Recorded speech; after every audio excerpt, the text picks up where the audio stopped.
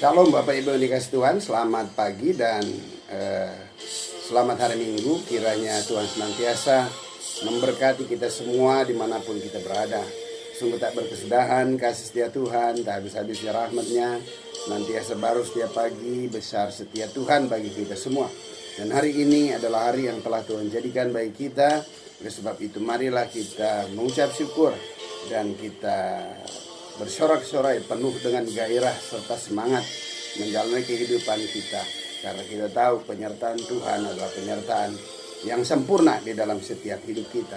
Kesempatan kali ini mari kita sama-sama kembali mendengarkan sebagian daripada kebenaran firman Tuhan yang Tuhan taruh di hati saya untuk saya boleh bagi kepada semua kasih Tuhan. Kiranya firman ini senantiasa boleh memberkati setiap kita semua.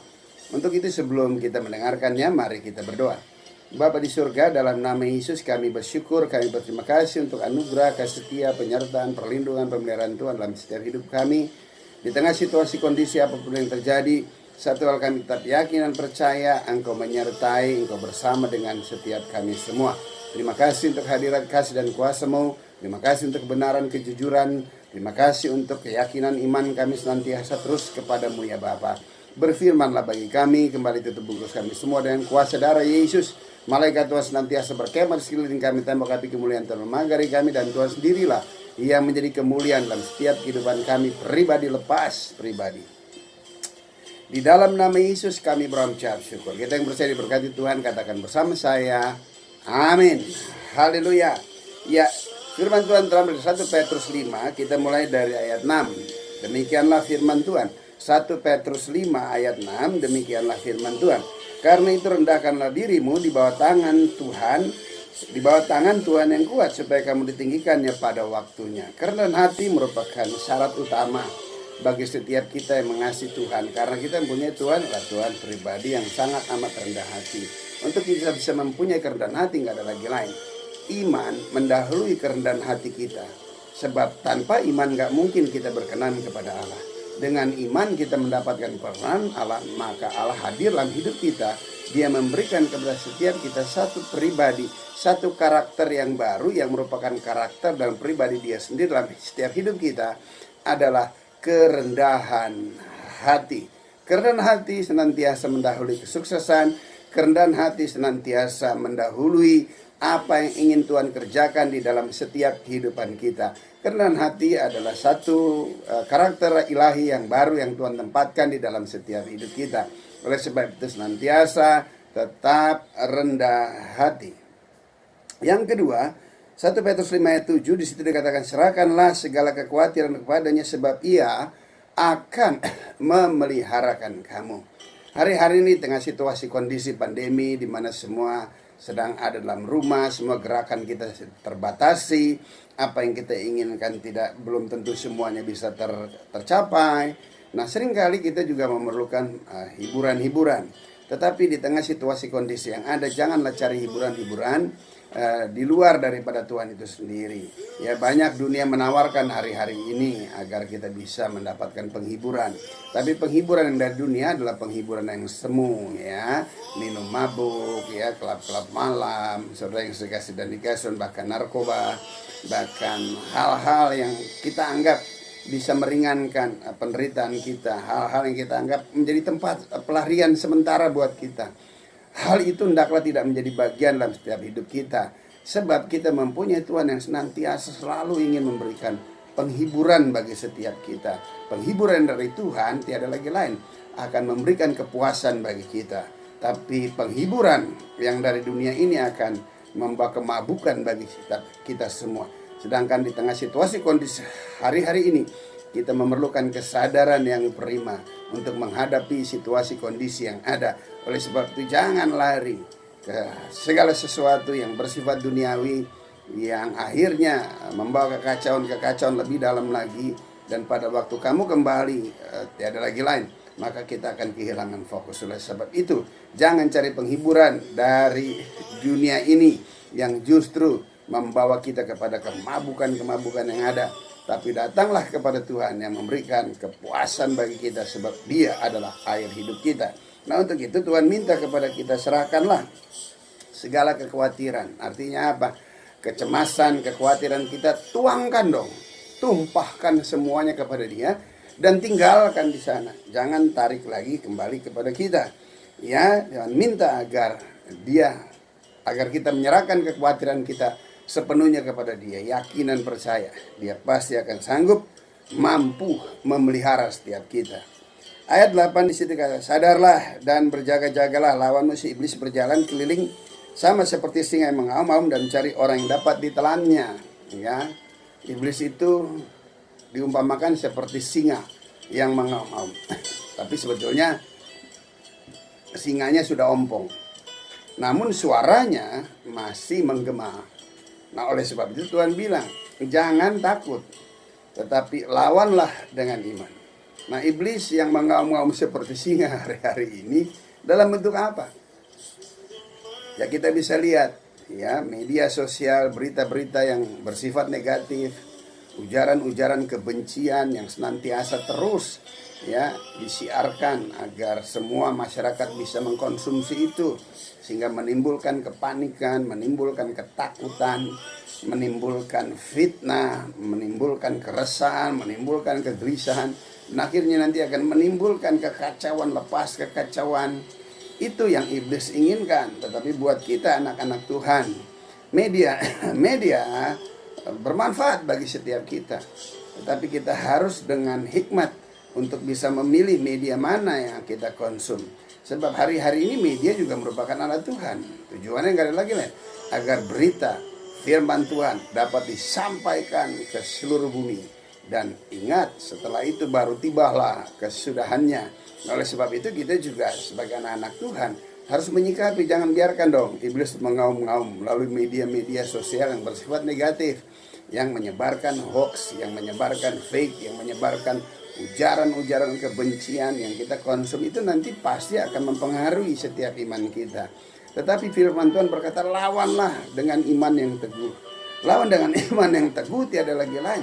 Kita harus mengkonsum terus berita-berita yang benar, berita-berita tentang kebenaran, yang memberikan masa depan pada pengharapan, yang menguatkan iman kita. Tiada lagi lain, yaitu firman Tuhan. Merupakan berita-berita yang sangat amat kita perlukan hari-hari ini, agar kita bisa kuat, kita bisa melawan, menepis segala sesuatu yang tidak benar, karena kita punya kebenaran itu di dalam setiap kehidupan diri kita sendiri. Nah, oleh sebab itu kita anak-anak Tuhan, ayo dong berhikmat, semakin dekat dengan Tuhan, semakin giat membaca firman Tuhan, semakin suka mendengarkan firman Tuhan, semakin bersemangat untuk melakukan kebenaran-kebenaran itu di dalam setiap hidup kita, sehingga kita akan menjadi kuat, kokoh, teguh, dan kita tidak akan mendengarkan lagi hal-hal yang justru akan melemahkan kita, membuat kita menjadi takut, mengintimidasi kita, memanipulasi kita, mendominasi kita, ujaran-ujaran kebencian. Terlebih lagi kita ikut mengambil bagian di dalam memberitakan berita-berita kebencian, kita ambil bagian, ya, kita menyetujui apa yang merupakan berita-berita hoax dan fake, dan hal-hal yang berupa ujaran kebencian, kita menyetujuinya. Nah, hendaklah hal ini tidak menjadi bagian dalam hidup kita.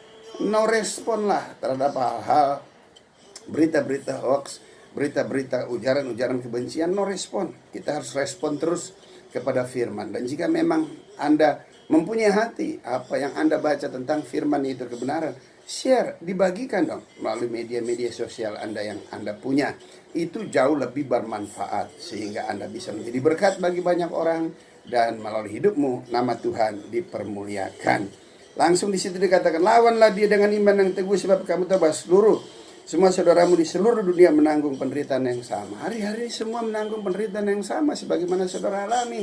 Ya, tetapi Tuhan minta bagi setiap kita orang yang beriman, pasti akan kuat deh, pasti akan mampu deh menghadapi segala situasi, kondisi, termasuk penderitaan yang ada, kesukaran, kesepian, kesendirian, keterasingan, bahkan kekurangan. Kita akan pasti diberikan kekuatan oleh Tuhan. Sebab iman itu juga mendatangkan damai sejahtera. Damai sejahtera yang dari Tuhan berbeda dengan damai sejahtera yang diberikan oleh dunia. Damai sejahtera yang Tuhan berikan tiada lagi lain adalah rasa teduh, rasa tenang, rasa percaya, optimis karena kebenaran dan firman, karena iman bahwa Tuhan sanggup mampu menjaga memelihara setiap kita semua. Sehingga apa yang terjadi? Kita nggak mengambil satu jalan-jalan yang salah. Kita tidak meresponi berita-berita yang salah. Tapi kita yakin dan percaya bahwa Tuhan senantiasa menyertai kita. Dia menyertai kita dengan damai sejahtera. Sehingga hati kita menjadi teduh. Pemikiran kita menjadi tenang. Sudut pandang kita juga menjadi benar. Dari hati yang teduh, maka timbul pemikiran yang teduh. Nah, jika pemikiran kita teduh, maka dia akan memberikan kepada kita hikmat. Hikmat untuk apa? Baik Anda sebagai pengusaha, Tuhan memberikan Anda hikmat untuk bisa berusaha dengan benar, dan di dalamnya akan menghadirkan berkat. Dan berkat yang Anda terima hasil daripada perbuatan pekerjaan yang benar, itu anak cucu makannya juga sehat. Haleluya.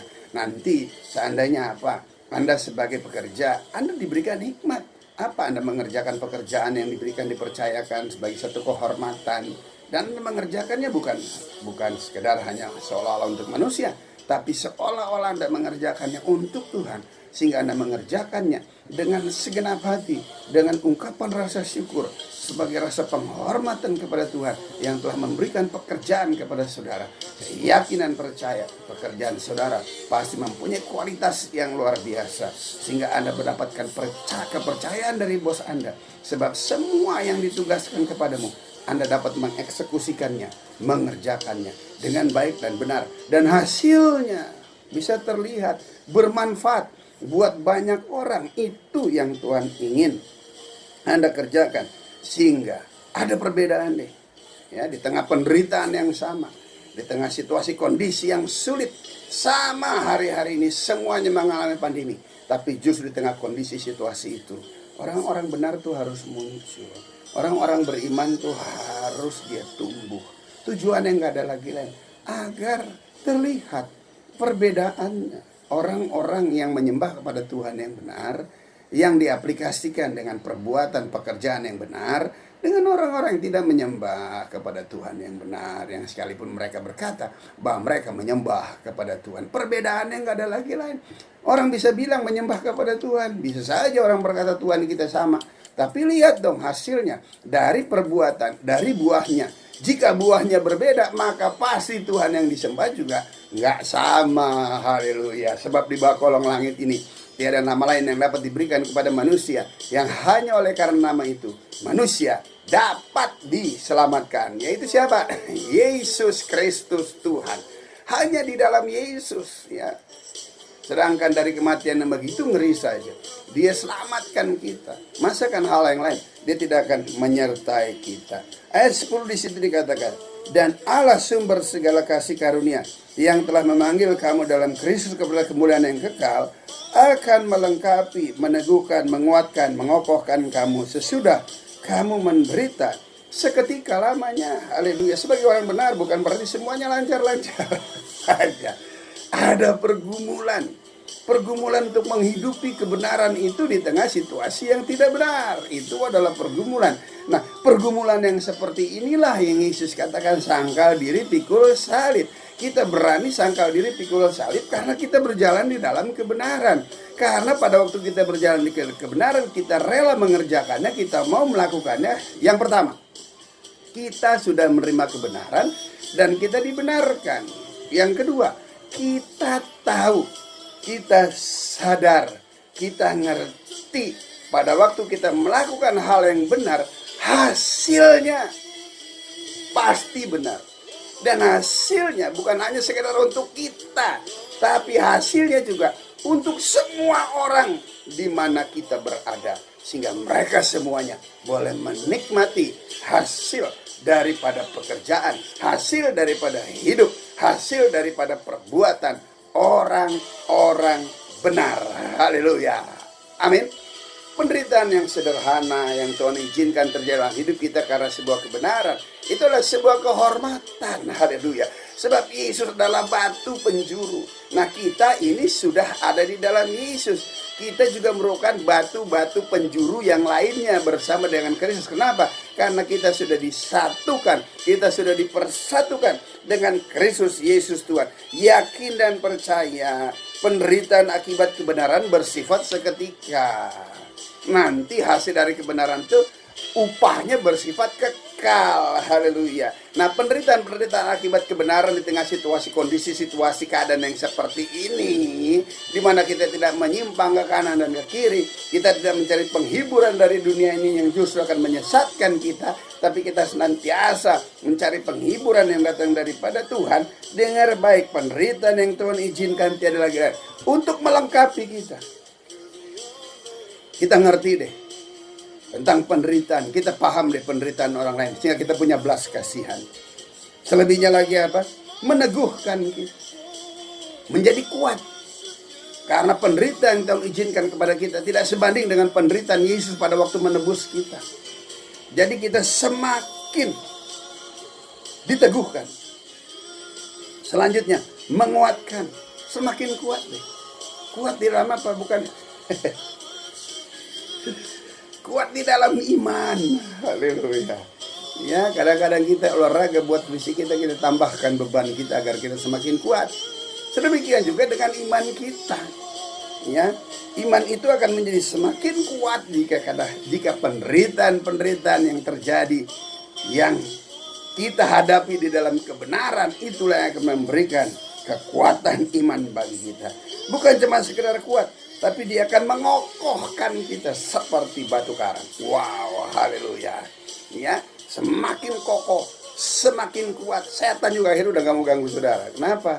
Semakin setan ganggu, saudara semakin datang ke Tuhan. Semakin setan ganggu, saudara gak mengikuti gangguannya, saudara tidak mengandalkan kekuatanmu, tapi engkau justru datang kepada Tuhan. Justru semakin setan ganggu, semakin kuat kita datang kepada Tuhan. Haleluya. Selanjutnya apalagi? Sesudah kamu menderita sekian lamanya, yakin dan percaya penderitaan itu tidak selamanya. Ya, badai pasti berlalu. Haleluya. Amin. Pandemi ini juga nanti pasti berlalu, walaupun kita nggak tahu kapan. Masalah berlalu dan masalah waktu itu urusan Tuhan. Yang penting kita senantiasa tetap kuat di dalam Tuhan, tetap kuat menghadapi situasi kondisi yang ada. Kenapa? Yang terakhir, ialah yang mempunyai kuasa sampai selama-lamanya. Dengan kuasanya, dia menghadirkan saudara dari tidak ada menjadi ada. Dengan kuasanya, dia menebus Anda, mengembalikan Anda, ya, menjadi anak-anak Allah yang hidup. Dengan kuasanya, dia nyatakan kasih dan mujizatnya dalam hidup kita. Kalau kita bisa ada sebagaimana kita ada, itu semata-mata hanya karena kuasanya lah yang menyertai di dalam setiap kehidupan kita. Bukan hanya sekedar karena 4 sehat 5 sempurna, bukan hanya cuma sekedar karena obat-obatan dan vitamin yang kita makan dan minum, tetapi semua semata-mata hanya karena kuasanya yang terus bekerja di dalam setiap kehidupan kita. Maka kita yakin dan percaya Yesus Kristus tetap sama, kemarin, hari ini, sampai selama-lamanya. Kuasa, kasih, mujizatnya tidak akan pernah berubah. Sekalipun dunia akan berubah, Yesus sekali-kali tidak akan pernah berubah. Oleh sebab itu, jangan cari penghiburan dari dunia ini. Oleh sebab itu, tuangkan semua kekhawatiran dan stres kamu kepada Tuhan dan tinggalkan di sana. Jangan bawa kembali, maka dia pasti akan memelihara setiap kehidupan kita. Selanjutnya, sadar ya bahwa iblis nantiasa mengamuk seperti singa berjalan di sekeliling kita. Ya, selanjutnya Tuhan minta agar kita melawannya dengan iman yang teguh, karena yakin dan percaya ada perbedaan antara orang yang menyembah kepada Tuhan dan yang tidak menyembah kepada Tuhan. Dan Tuhan minta kepada kita justru kita semakin melekat erat di dalam kebenarannya, lakukan firman-Nya, lakukan perintahnya, maka janji-janjinya pasti akan menyertai di sepanjang musim hidup saudara. Dan jangan pernah ragu, kuasa Tuhan tidak akan pernah mengalami perubahan oleh segala sesuatu yang berubah. Sebab Tuhanlah yang mempunyai kuasa dari selama-lamanya sampai selama-lamanya. Segala sesuatu yang Tuhan izinkan, kita harus meresponinya juga dengan benar. Sebab kita yakin dan percaya Tuhan yang memulai, Tuhan yang menyelesaikannya. Bagi kita tetap percaya bahwa Yesus Kristus adalah Tuhan. Haleluya. Mari kita berdoa. Bapa di surga, dalam nama Yesus, terima kasih untuk firman-Mu. Meteraikan firman-Mu dalam setiap hidup kami, agar kami senantiasa mempunyai kerendahan hati di dalam Engkau sebagai orang beriman, agar kami berani menyerahkan segala kekhawatiran dan stres kami sepenuhnya ke dalam tangan-Mu. Kami tidak mencari penghiburan yang dari dunia, justru menyesatkan, justru menambah dalamnya stres dan kekhawatiran kami. Tapi kami senantiasa mau datang dan bawa kepadamu, karena kami yakin dan percaya Engkaulah yang memelihara setiap hidup kami. Terima kasih Tuhan. Kami tahu tentang suara-suara dari yang iblis yang senantiasa mengganggu stabilitas kami, tapi kami yakin dan percaya firman-Mu ya dan amin dalam setiap hidup kami. Maka firman-Mu memberikan kekuatan, keteguhan iman. Terima kasih untuk kondisi situasi yang Tuhan izinkan terjadi dalam hidup kami, karena kami tahu situasi kondisi yang ada, baik kesukaran itu semata-mata hanya melengkapi, meneguhkan, menguatkan, mengokohkan kami. Karena kami yakin dan percaya tidak selamanya penderitaan Tuhan izinkan dalam hidup kami, sebab kami yakin dan percaya Engkaulah yang mempunyai kuasa dari selama-lamanya sampai selama-lamanya. Hamba berdoa dalam nama Yesus, Tuhan berikan kekuatan untuk seluruh jemaat dan umat-Mu, bahkan kami semua. Berkati usaha pekerjaan mereka di dalam nama Yesus Tuhan. Dan hamba berdoa juga Tuhan, biarlah kiranya berkat-berkat-Mu yang ajaib, berkat-berkat mujizat-Mu Engkau arahkan, limpahkan kepada seluruh jemaat dan umat-Mu dimanapun mereka berada, yang memerlukan kesembuhan. Aku berdoa Tuhan, oleh bilur-bilur Tuhan Yesus jadilah sembuh. Yang memerlukan perekonomian Tuhan, aku berdoa dalam nama Yesus, Tuhan merintahkan berkat ke atas mereka, ke dalam lumbung-lumbung mereka, ke dalam setiap usaha, pekerjaan, pelayanan mereka, sekecil apapun yang mereka kerjakan. Hamba berdoa dalam nama Yesus, Engkau bubuhkan dengan berkat mujizat-Mu ya Tuhan, pemeliharaan Tuhan bagi semua anak-anak Tuhan, menjadi bagian dalam setiap kehidupan kami. Terima kasih Bapa di surga. Segala hormat, pujian, syukur, kemuliaan kami kembalikan kepadamu.